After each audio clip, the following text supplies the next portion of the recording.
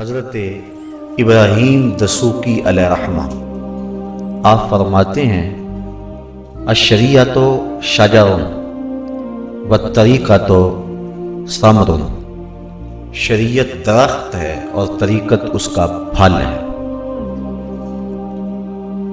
بعض نے کہا کہ شریعت منبع ہے اور طریقت دریا ہے۔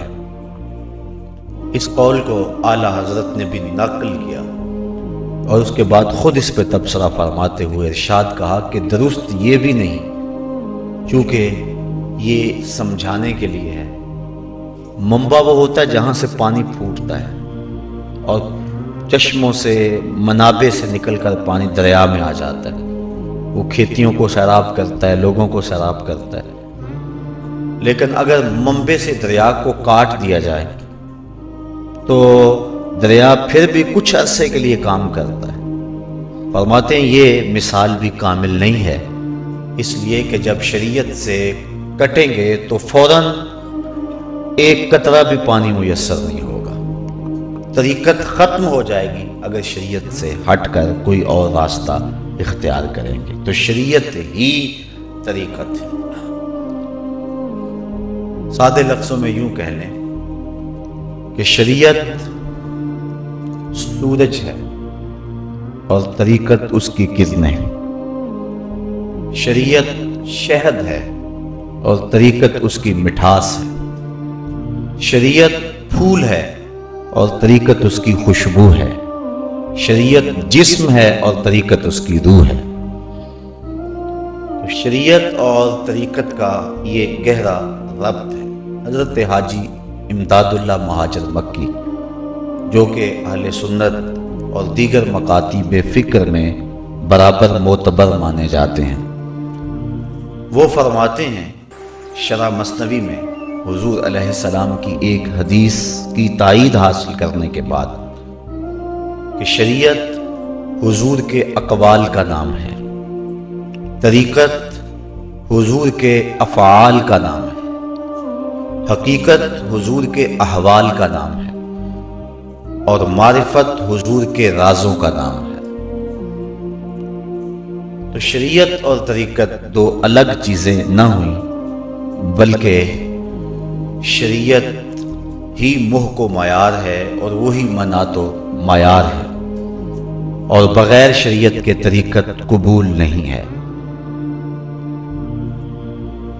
علم کی تحریک کے مخالفین صوفیہ طریقت اور شریعت کو الگ الگ خانوں میں بانٹ کر بڑا ظلم کرتے ہیں، اور اس وجہ سے بہت سارے لوگوں کا طریقت سے یقین اٹھ گیا ہے، بلکہ وہ اہل طریقت کو عجیب مخلوق سمجھتے ہیں۔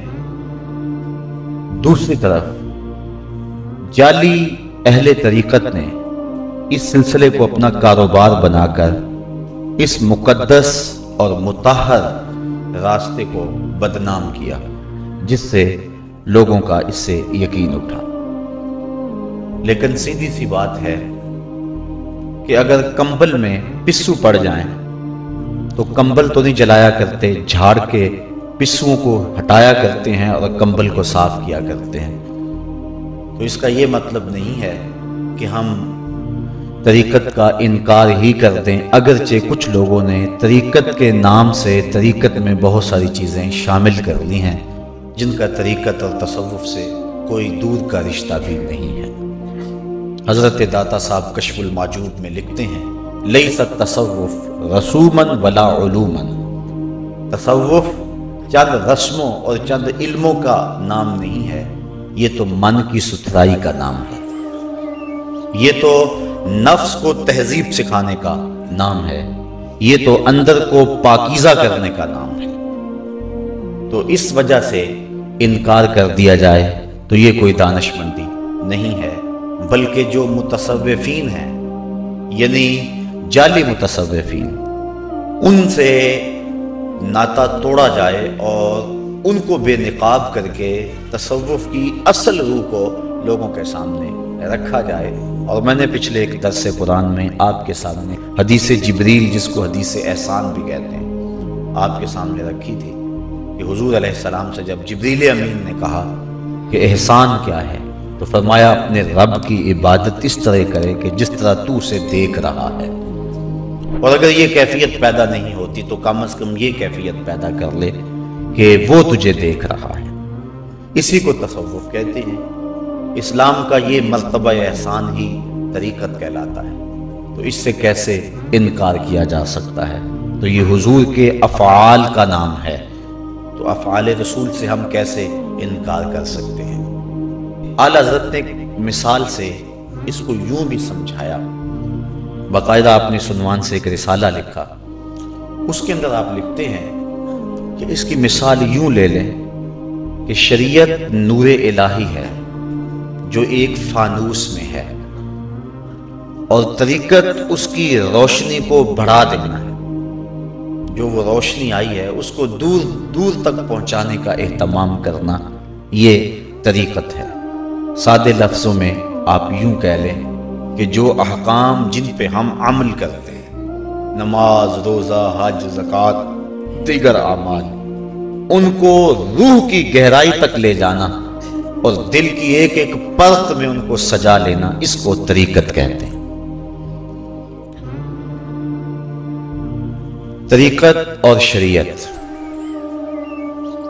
یہ ایک ایسی حقیقت ہے جس کے دم سے خلوص کے جہاں میں روشنی ہے، اور انسان بالخصوص جو اہل طریقت ہیں وہ اپنی زندگی کے ایک ایک قدم کو پھونک پھونک کے رکھتے ہیں، اور اپنے رب کی رضا جوئی کے لیے وہ شب و روز کوشاں رہتے ہیں۔ راہ طریقت کے مسافر کو منزل مقصود تک پہنچانے کے لیے جو شخص راہبری کرتا ہے اس کو طریقت کی زبان میں مرشد کہتے ہیں۔ مرشد کا معنی راہ دکھلانے والا، ارشاد کرنے والا، اور جو اس راستے پہ چلنے والا ہے اسے سالک کہا جاتا ہے۔ سالک اور مرشد، مسترشد اور مرشد،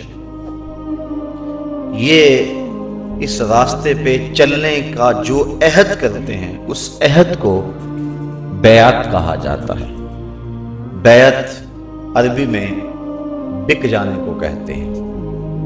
مرید اپنے شیخ کے ہاتھ پہ بک جاتا ہے، اور پھر شیخ جو بتلاتا چلا جاتا ہے مرید اس راستے پہ گامزن ہو جاتا ہے۔ پھر ایک وقت آتا ہے کہ منزل آگے بڑھ کے اسے گلے لگا لیتی ہے۔ اور بیعت کے حوالے سے یہ کوئی بات نہیں ہے کہ یہ بعد میں گھڑی ہوئی کوئی بات ہے، بلکہ حضور علیہ السلام نے صحابہ سے بیعت لی ہے۔ صرف بیعت اسلام نہیں ہے، بیعت اسلام کے بعد بھی حضور نے بیعتیں لی ہیں۔ بخاری کتاب الایمان کے اندر حضرت عبداللہ بن صامت رضی اللہ تعالی عنہ سے روایت ہے، اور یہ وہ صحابی ہیں جو بدر میں بھی شریک ہوئے۔ حضرت عبادہ بن صامت رضی اللہ تعالی عنہ فرماتے ہیں کہ حضور علیہ السلام نے ہم سے بیعت لی، اس حال میں کہ حضور کے ارد گرد صحابہ بیٹھے ہوئے تھے، اور حضور نے فرمایا آؤ میرے سے بیعت کرو، اس بات پر کہ اللہ کے ساتھ کسی کو شریک نہیں ٹھہراؤ گے، چوری نہیں کرو گے، زنا نہیں کرو گے، اپنی اولاد کو قتل نہیں کرو گے۔ تو یہ حضور علیہ السلام نے صحابہ سے بیعت لی۔ قرآن مجید میں اللہ تعالیٰ نے ارشاد فرمایا یا ایھا الذین آمنوا اتقوا اللہ وابتغوا الیہ الوسیلہ، اے ایمان والو اللہ سے ڈر جاؤ اور اس کا قرب حاصل کرنے کے لیے کوئی وسیلہ تلاش کرو، وجاہدوا فی سبیلہ، اور اس کے راستے میں مجاہدہ کرو، لعلکم تفلحون، تاکہ تم فلاح پا جاؤ۔ وسیلے سے مراد کیا ہے؟ بعض لوگ کہتے ہیں کہ وسیلے سے مراد اللہ تعالیٰ ہی ہے۔ یہ بڑی بے ڈھنگی سی بات کسی نے کی۔ اللہ تعالیٰ وسیلہ نہیں، وہ مقصود ہے،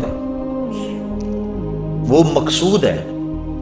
وسیلہ تو وہ ہوتا ہے جو منزل تک پہنچاتا ہے، تو وہ تو خود منزل ہے۔ مومن کی منزل اللہ ہے، وہ اس کی رضا جوئی کے لیے شب و روز گزارتا ہے، اس کا قرب اس کی زندگی کا مقصد اولی ہے، تو وہ وسیلہ نہیں، وہ مقصود ہے۔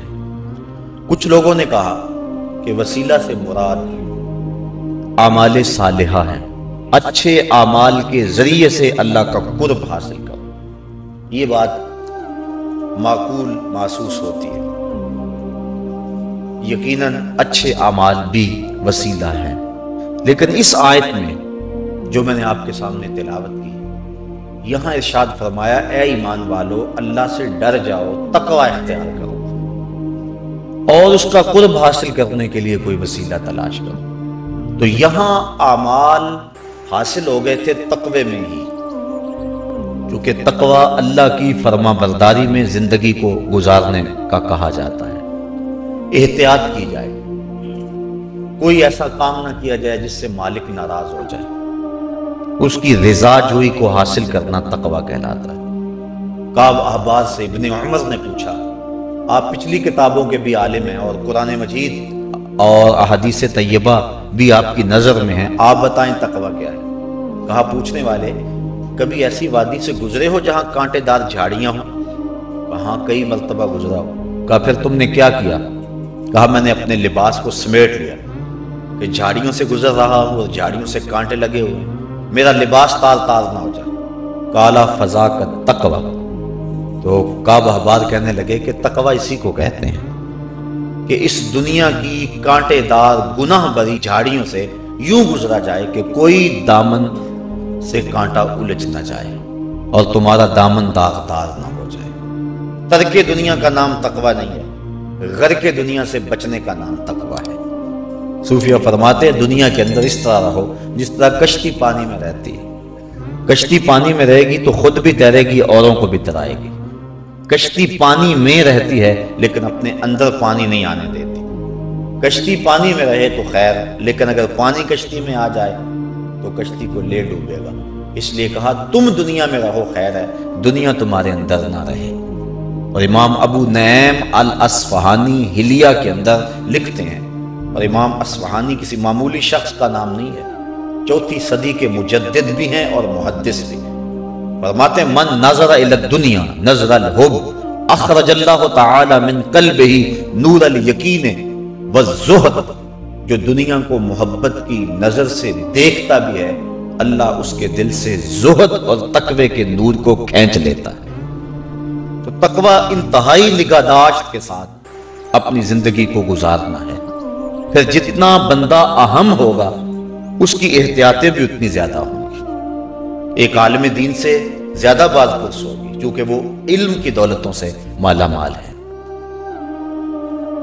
حضرت امام احمد بن حنبل کا دربار لگا ہوا ہے، شاگرد بیٹھے ہوئے ہیں۔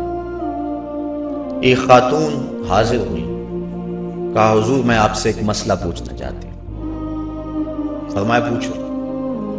کہنے لگی رات کو میں اپنے مکان کی چھت پہ بیٹھ کے سوت کاٹتی ہوں، بادشاہ کی سواری کبھی کبھار گزرتی ہے، بادشاہ کی سواری کے آگے آگے خادم سونے کے چراغ لیے، کافوری شمع لیے آگے آگے چلتے ہیں۔ تو جب وہ میرے گھر کے قریب سے گزرتے ہیں تو روشنی بڑھ جاتی ہے، تو اس بڑی ہوئی روشنی میں سوت کچھ زیادہ کاٹ لیتی ہوں۔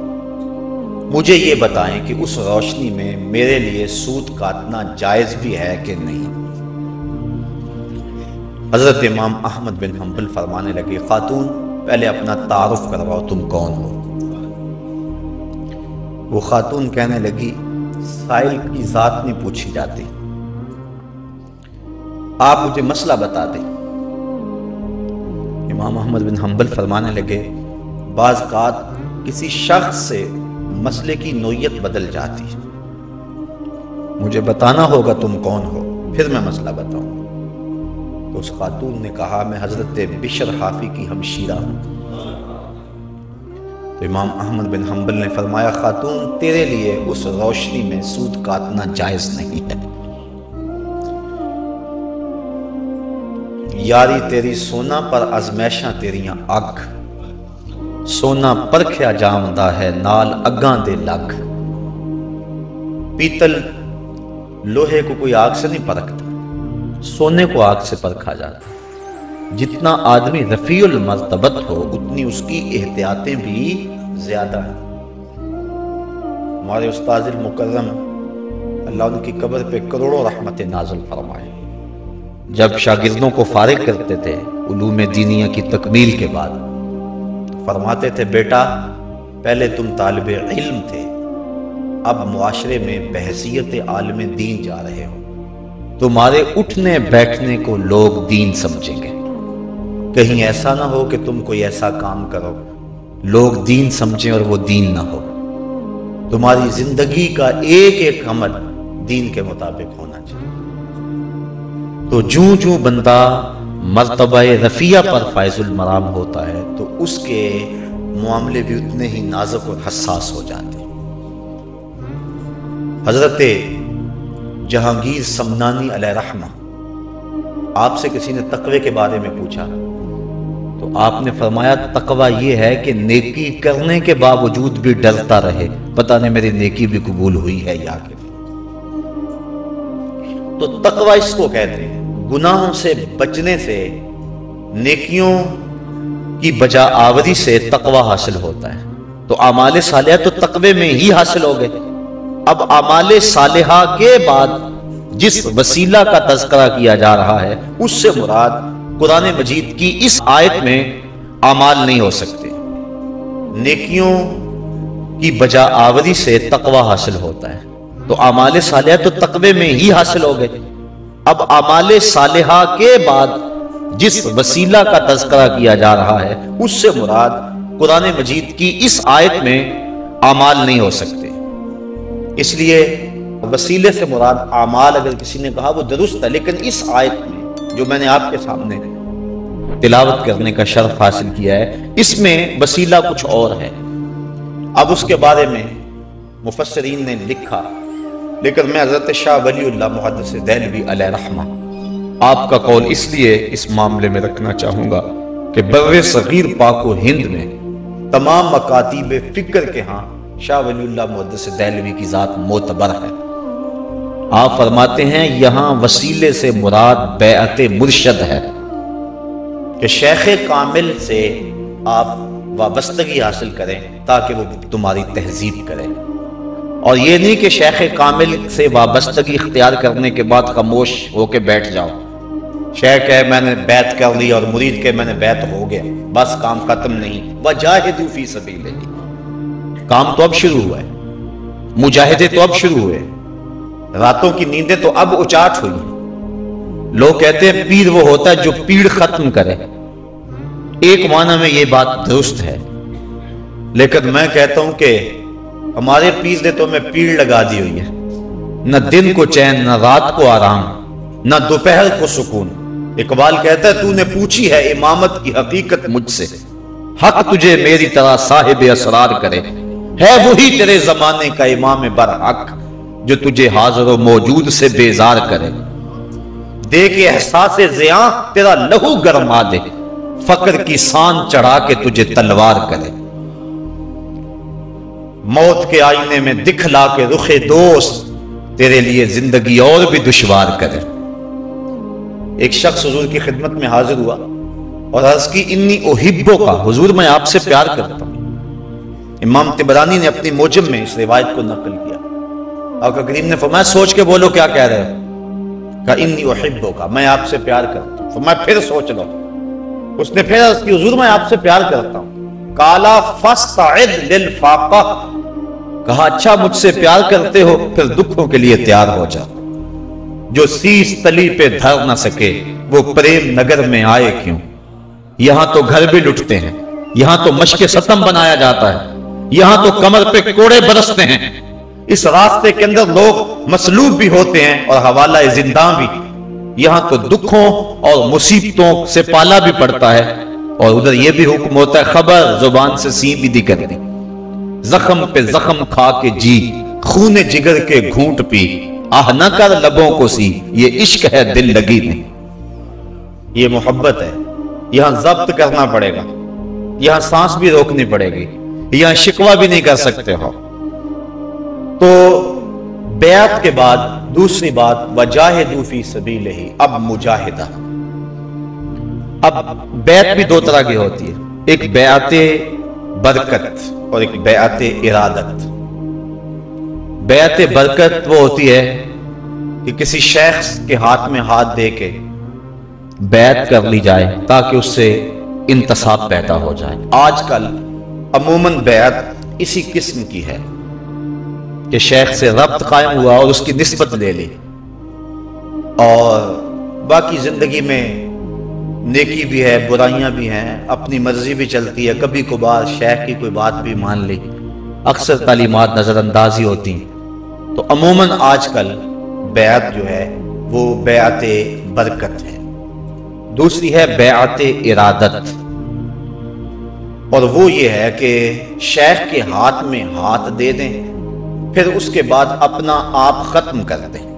تیرے ہندیاں سندیاں محبوبہ میں کافر ہواں جے میں ہواں، پھر اپنی وجود کو بھی، اپنی ہستی کو بھی ختم کر دیں۔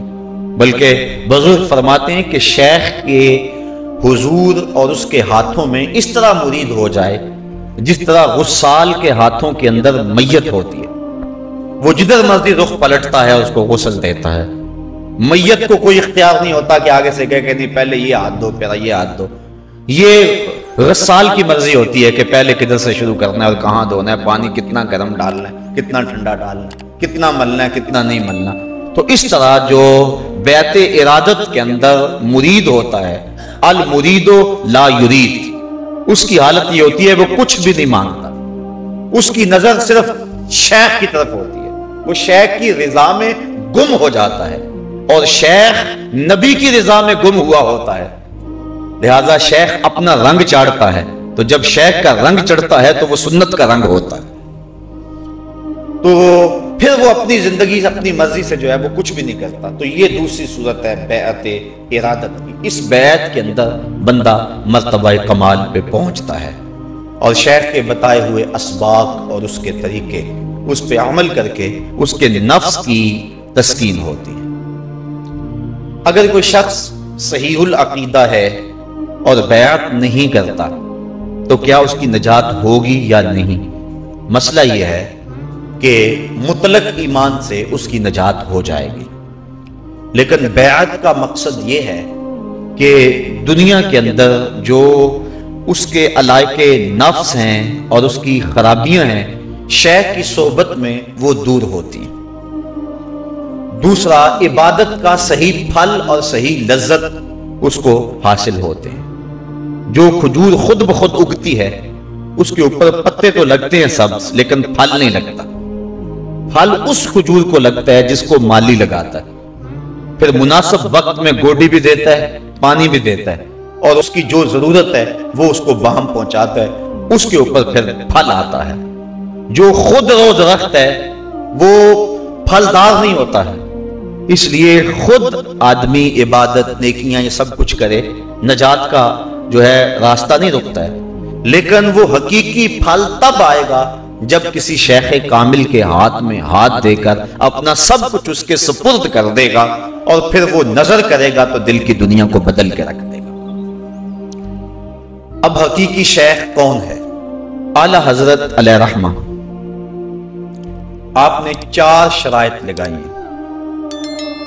آپ فرماتے ہیں پہلے تو اعتقاد کے اعتبار سے درست ہو، صحیح العقیدہ۔ دوسرا، فاسق مولن نہ ہو، اعلانیہ فسق نہ کرنے والا ہو۔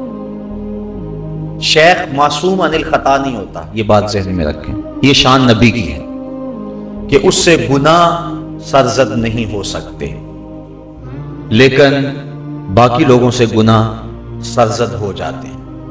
لیکن گناہ اگر کبھی سرزد ہو جائے تو فوراً توبہ کے پانی سے اپنے دل کی تختی کو صاف کرے، عادی گناہگار نہ ہو، فاسق مولن اعلانیہ فسق کرنے والا نہ ہو، کیونکہ مرید نے شیخ کی اتباع میں زندگی گزارنی ہوتی ہے۔ حضرت شیخ مجدد علیہ رحمہ فرماتے ہیں مرید فقہ شیخ کے عمل سے سیکھے، تو اگر وہ فاسق مولن ہوگا تو مرید وہ بھی سیکھ جائے گا، لہذا اعلانیہ فسق اس کے اندر نہ ہو۔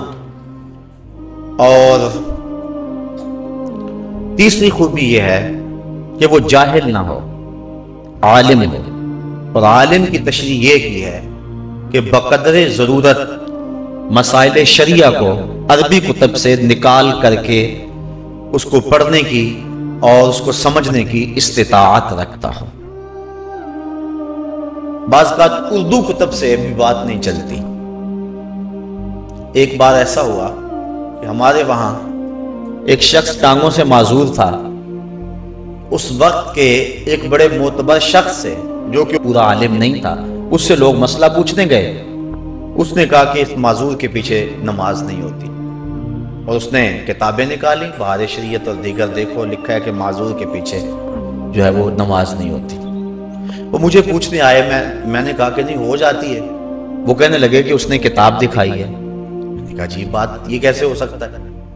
وہ جا کے اس سے کتاب لے آئے اور وہ بڑا خوش تھا کہ انہوں نے غلط کہہ دیا اور میں سچ بتا رہا ہوں اور لکھا ہوا ہے.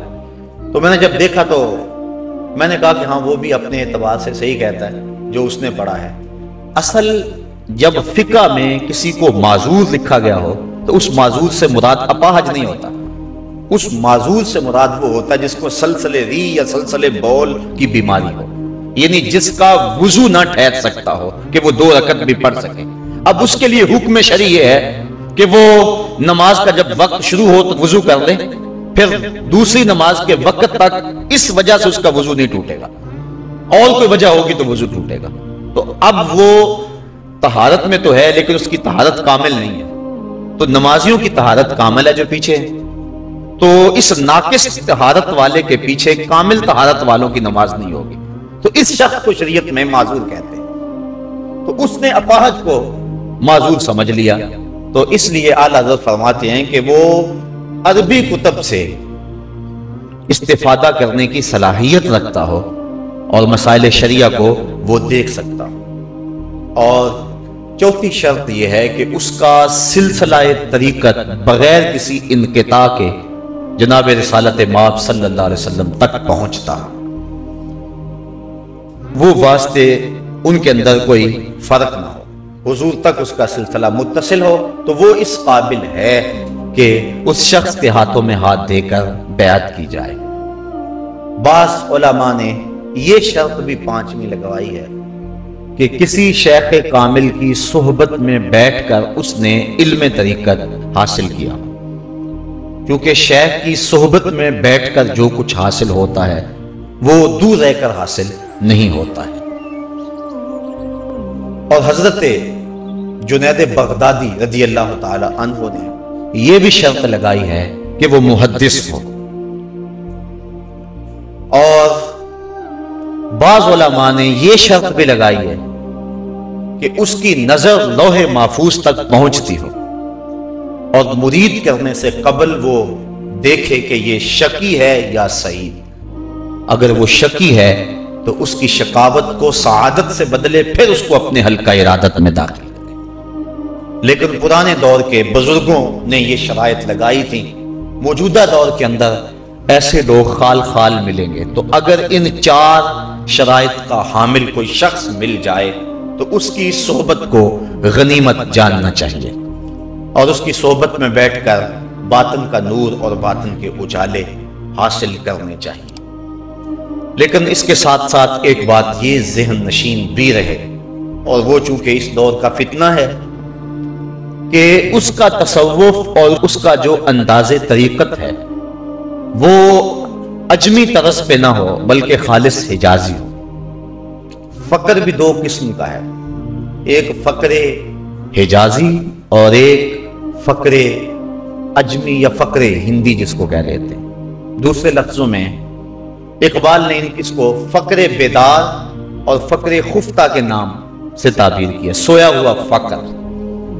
جامع شرائط ہے، عالم بھی ہے اور باشرہ بھی ہے، سلسلہ بھی متصل ہے اور فاسق مولن بھی نہیں ہے، لیکن دین سے عدم آگہی کی وجہ سے وہ مزاج شریعت کو پوری طرح سے نہیں جانتا ہے، اور وہ لوگوں کی تربیت اس انداز سے کرتا ہے، ان کو راہ بنا دیتا ہے. حضرت جنید بغدادی فرماتے میرے رشتے میں ماموں اور شیخ حضرت سری سختی نے مجھے دعا دی کہ اللہ میرے بیٹے جنید کو پہلے محدث بنانا پھر فقیر بنانا. اگر کوئی پہلے فقیر ہے اور پھر محدث ہے تو اس کی نفی کی. کہا ایسے نہ ہو کہ پہلے فقر ہو اور پھر اس کے بعد جو ہے وہ علم آئے. کہا پہلے علم دینا، پہلے اس کو محدث بنانا اور اس کے بعد اس کو فقر کی دولت عطا کرنا، چونکہ اس کا فقر جو ہے وہ شریعت کے بالکل تابع ہوگا. ایسا شیخ کہ جس کی فکر ہی ٹھیک نہ ہو، جس کی فکر فقر ہی درست نہیں ہے، تو وہ کیوں کر رہنمائی کر سکتا ہے؟ اس لیے اقبال ایک موقع پہ کہتا ہے ڈھونڈ وہ فقر کہ جس کی اصل ہو حجازی. وہ فقر تلاش کر کے جو حجازی الاصل ہو. نذیر احمد دہلوی کے نام ایک مکتوب کے اندر اقبال نے لکھا کہ جب فقر فلسفہ بننا چاہتا ہے تو فقیر کی روح سے بغاوت کرتی ہے. فقر فلسفہ کا نام نہیں ہے، بلکہ فقر تو خالص حجازی ہے، اور یہ محمد عربی کی اداؤں کا نام ہے. اعلیٰ حضرت اور دیگر ہمارے مشاہیر نے اس پہ بحث کی ہے. حضرت داتا صاحب کشف المعجوب میں فرماتے ہیں پیر وہ نہیں ہے جو تمہارے رکے ہوئے کام چلا دے، پیر وہ نہیں ہے جو تمہاری بند فیکٹریاں چلا دے، بلکہ پیر وہ ہے جو نظر کرے دل کی دنیا کو بدل کے رکھ دے، جس سے من میں اجالے ہو جائیں اور روح میں چراغاں ہو جائے، من میں روشنی ہو جائے. وہ ہے تمہارا امام برحق، اور اس کی اطاعت ہی تمہیں سیدھی راہ پہنچائے گی. فقر قرآن احتساب ہست و بود، نئے ربابو مستیو رقص و سرود. فقر اریاں گرمیاں بدر و حنین، فقر اریاں بانگ تکبیر حسین. ایک اقبال کہتا ہے قرآن کا فقر من کے محاسبے کا نام ہے. ڈھول کی تھاپک پہ ناچنے کا نام فقر نہیں ہے، مختلف رنگوں کے کپڑے پہن لینے کا نام فقر نہیں ہے، چرس کے سوٹے لگانے کا نام فقر نہیں ہے. ہاں اپنے بھی خفا مجھ سے ہیں بیگانے بھی ناخوش، کہ میں زہر ہلاہل کو کبھی کہہ نہ سکا کانت. اپنے پیر کے دربار کا کلش بہت اونچا کر لینے کا نام بھی فقر نہیں ہے، درباروں پر چادریں چڑھانے کا نام بھی فقر نہیں ہے. فقر کیا ہے؟ احتساب ہست و بود. یہ تو من کے محاسبے کا نام ہے، یہ تو اندر کے گند اور اندر کی غلاستیں، وہ حسد ہے، بغض ہے، کینہ ہے، ان کو دھونے اور ان سے اپنے من کو پاک کرنے کا نام ہے. نئے ربابو مستیو رقص و سرود، یہ رقص و سرود مستی اور بھنگڑوں کا نام نہیں ہے. اور آگے اقبال کہتا ہے فقر اریاں گرمیاں بدر و حنین. کہتا ہوں کھل کے بتا دیتا ہوں کہ فقر کیا ہے. یہ بدر و حنین کی گرمی کا نام ہے. فقر اریاں بانگ تکبیر حسین، یہ کربلا کے تپتے ہوئے ریگزار میں حسین ابن علی کی للکار کا نام. یہ فقر ہے اور یہ حقیقی فقر ہے. حضرت داتا صاحب کشف المعجوب میں لکھتے ہیں کہ حضرت ابو اسحاق اسفرائینی ایک جنگل میں گئے تو وہاں کیا دیکھا کہ کچھ صوفی گھاس کھا کھا کے گزارا کر رہے تھے. گھاس کھا لیتے، پانی پی لیتے چشمے کو اور اللہ اللہ کرنے لگ جاتے. تو حضرت ابو اسحاق اسفرائینی نے جب اس منظر کو دیکھا تو غصے میں آ گئے. فرمایا آکلۃ الحشیش ہا ہونا انتم و امت محمد فی الفتن. تم یہاں گھاس کھاتے پھرتے ہو اور نبی کی امت فتنے میں مبتلا ہے. غریب کا گھر لٹ رہا ہو، بیوہ کے سر سے چادر اتر رہی ہو، یتیم کا خون چوسا جا رہا ہو، اللہ کی حدوں کو پامال کیا جا رہا ہو اور دین کی قدروں کا تماشا اڑایا جا رہا ہو، اور بندہ حجرے میں بیٹھا ہو کہ نہیں میں تو فقیر ہوتا ہوں. یہ فقیری نہیں ہوتی. فقیری تو یہ ہے کہ حضرت سیدنا امام حسین رضی اللہ تعالی عنہ کی خانقاہ سے بڑی خانقاہ کس کی ہو سکتی ہے، اور حجرہ فاطمہ سے بڑا حجرہ کس کا ہو سکتا ہے. انہوں نے بھی شہر مدینہ کو چھوڑ کر اور اس خانقاہ کو چھوڑ کے کربلا کے تپتے ہوئے ریگزار کے اندر ظلم اور جبر کے مقابلے میں کھڑا ہو کے عظیمت کی جو داستان رقم کی ہے. اقبال کہتا ہے میں کہتا ہوں کہ سب سے بڑا فقیر تو یہ حسین ابن علی تھا.